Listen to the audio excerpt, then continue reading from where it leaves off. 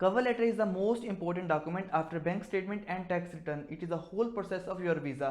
जिस तरह आपको पता है इटली की वीज़ा चेकलिस्ट के अंदर बैंक स्टेटमेंट और टैक्स रिटर्न्स को जिस तरह देखा जाता है, इस तरह कवर लेटर की भी बहुत ज़्यादा ही इंपॉर्टेंस है।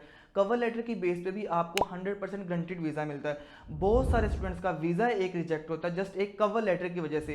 एक वीक कवर लेटर आपके पूरे साल की जो मेहनत है उसको वेस्ट कर सकता है। तो आज इस वीडियो के अंदर हम कवर लेटर के ऊपर डिटेल में बात करेंगे कि आपके कितने पेजेस का होना चाहिए, कौन कौन से आपने चीज़ें ऐड करनी है, कौन कौन सी चीज़ें आपने नहीं ऐड करनी, कवर लेटर जो है उसको कैसे जो है मेंटेन करना है आपने whole summary of visa process का। So if you are new in this channel then subscribe our channel for more informative videos.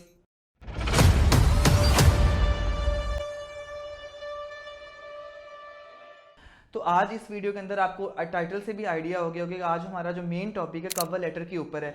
Italy की वीज़ा चेकलिस्ट के अंदर आपको कवर लेटर जो है मेंशन पॉइंट नहीं होगा, लेकिन कवर लेटर एक मोस्ट इंपॉर्टेंट डॉक्यूमेंट है। बहुत सारे स्टूडेंट जो अपना कवर लेटर ऐड ही नहीं करते क्योंकि इटली की वीज़ा चेकलिस्ट के अंदर कवर लेटर ऐड नहीं है।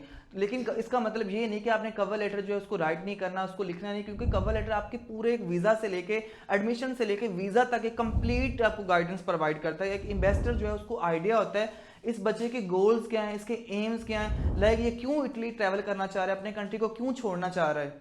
तो हम मेन कवर लेटर की तरफ आते हैं। एक कवर लेटर के अंदर 5 पैराग्राफ्स होते हैं जिसको आपने डिवाइड करके लिखना होता है। कवर लेटर के फर्स्ट पैराग्राफ के अंदर इसमें आपका नेम, सुरनेम, कोर्स, यूनिवर्सिटी, कोर्स की स्टार्टिंग डेट और लॉन्ग टर्म वीज़ा के अकॉर्डिंग आपने लिखना होता है। फिर आपने बताना होता है कि आप जो है basically long term D visa के लिए अप्लाई कर रहे हो, क्योंकि स्टूडेंट का जो वीज़ा होता है वो डी फार्म वाला होता है। सेकंड पैराग्राफ के अंदर हम एजुकेशन और एक्सपीरियंस ऐड करेंगे, देन प्रीवियस एजुकेशन कोर्स का बताएंगे, यूनिवर्सिटी विद गुड ग्रेड का बताएंगे, कोर्स जो हमने किया है वो इंग्लिश में कंप्लीट किया या किस में लैंग्वेज में किया वो बताएंगे, एंड आइट्स मेंशन करेंगे अगर आपने आइट्स दिया है या नहीं दिया है, और उसके बाद आपने अपने वर्क और प्रोजेक्ट और इंटर्नशिप्स ऐड करनी है। एंड मेन बात जो स्टूडेंट्स कवर लेटर में ऐड नहीं करते वो अपना आइट्स का ऐड नहीं करते। अगर आपकी जो 16 ईयर्स ऑफ एजुकेशन इंग्लिश में अगर आपने आइट्स नहीं दिया तो आप वहाँ पे मेंशन करोगे कि मेरी टोटली जो है एजुकेशन थी वो इंग्लिश में थी।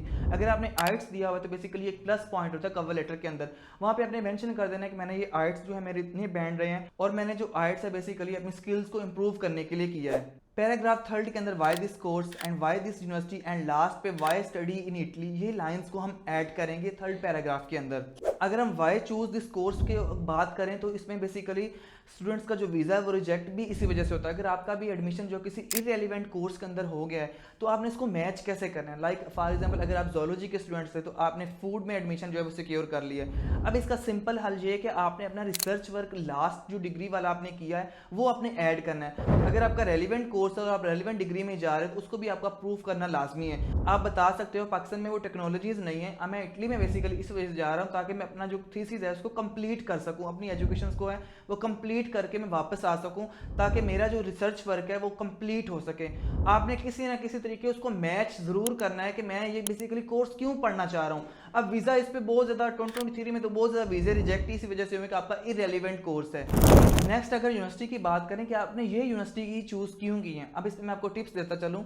आपने बेसिकली क्या करना है, अगर आपका भी university of Bologna, university of Naples में एडमिशन हो गया है, आपने सिंपल क्या करना है कि आपने सबसे पहले यूनिवर्सिटी की रैंकिंग ऐड करनी है, फिर उसको वर्ल्ड वाइड आपने बताना है कि ये वर्ल्ड वाइड इसकी रैंकिंग क्या है, फिर यूरोप में आपने बताना है, फिर इटली के अंदर उसकी रैंकिंग क्या है, ये सब कुछ आपने मेंशन करना है। ये यूनिवर्सिटी बहुत सारे रिसर्च लैब्स की वजह से फेमस है, इस प्रोफेसर्स की वजह से फेमस है, इसमें टॉप रैंक प्रोफेसर्स हैं जो कि डिफरेंट कंट्रीज के अंदर से पढ़ के आए हुए हैं। अब नेक्स्ट जो पॉइंट आता है वो वाई चूज दिस कंट्री का आता है। तो आपने ये कंट्री चूज क्यों किया है, तो आपने बताना है कि आपने इटली को बहुत सारे रीजंस की वजह से चूज किया है। आपने ये बिल्कुल भी मेंशन नहीं करना है कि आपने इटली को पिज्जा की वजह से चूज किया है या टूरिस्ट की वजह से चूज किया है या किसी और रीजंस की वजह से किया है। आपने इसको एजुकेशन की बेस पे रखना है क्योंकि आप एज अ स्टडी वीजा के लिए जा रहे हो। एंड फोर्थ पैराग्राफ की बात करें, इसमें आपने अपने फाइनेंशियल डॉक्यूमेंट्स के बारे में बताना है, अपने ट्रैवल प्लान्स के बारे में बताना है, आप कब ट्रैवल कर रहे हो पाकिस्तान से इटली, अपने स्पॉन्सर्स के बारे में बताना है, ऑक्यूपेशन वो क्या करते हैं, स्पोर्ट आपको कौन कौन कर रहा है, उसकी अमाउंट क्या है, बैंक स्टेटमेंट आप कितनी लगा रहे हो, उसके बाद ट्रैवल एंड अकोमोडेशन आपकी कब हो रही है, आपकी एयरलाइन की जो टिकट है वो कब आपकी स्टार्टिंग हो रही है, और आपका जो होटल की जो डेट है वो कितने डेज की है, और आपका होटल जो है कब से आप स्टार्ट कर रहे हो, लाइक होटल में कब रह रहे हो, उसके बाद उसका नेम होटल का आ जाएगा और ड्यूरेशन आ जाएगा। उसके बाद इसमें आप अपनी इंश्योरेंस वगैरह जो वो A to Z ऐड करोगे एंड देन पे आप क्लोजिंग स्टेटमेंट ऐड करोगे। ये पॉइंट्स आपने स्क्रीन पर देख लिए होंगे। अब हम बात करें तो आपने अपने स्पॉन्सर के बारे में बताना है ताकि वीज़ा इन्वेस्टर को पता चल सके। आपने स्पॉन्सर के बारे में बताना लाइक आपका फादर है या मदर है, उसके बाद कितना आपका क्लोजिंग बैलेंस है, आपका प्रूफ क्या है, आपके फादर जो है वो बिजनेस कब से कर रहे हैं वो आपने ऐड करना है। अपनी मदर के बारे में बता देना कि आपकी जो मदर है बेसिकली वो ये करती हैं। उसके बाद आपने अपना बता देना अगर आप अपना स्पॉन्सर कर रहे हैं। एंड देन फिर आपने अकोमोडेशन का बताना है, अपनी जो अकोमोडेशन है आपने किस होटल में बुक की है। देखें ये डीपली बताएंगे तो उसको भी आइडिया हो जाएगा इन्वेस्टर को कि बच्चे ने सर्च की है। एंड देन जो बेसिकली 5 नंबर पैराग्राफ आता है वो आपका आता है, आपने थैंकफुल करना है कि बेसिकली कि मुझे ये क्यों अपॉर्चुनिटी मिल रही है। आपने return to home to Pakistan add करना है, ये एक बहुत मोस्ट इंपॉर्टेंट लाइन है 5 पैराग्राफ की। आपने अपने बारे बताना होता है कि अपनी इंटेंशन शो करवानी होती है कि आप वाकई जो है पाकिस्तान वापस आओगे।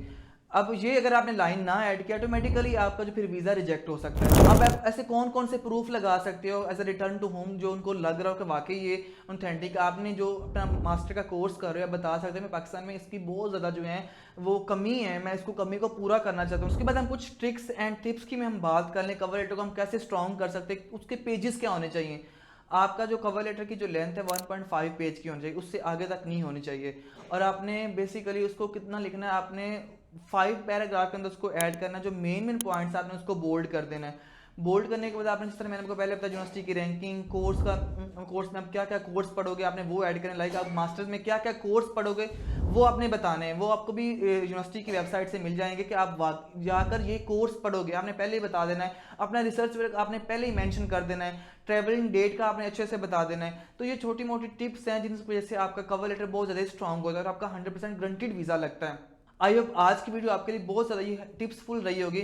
तो मिलते हैं इस तरह की एक और न्यू अपडेटेड वीडियो के साथ। आप अपना ख्याल रखिएगा। अल्लाह हाफिज़।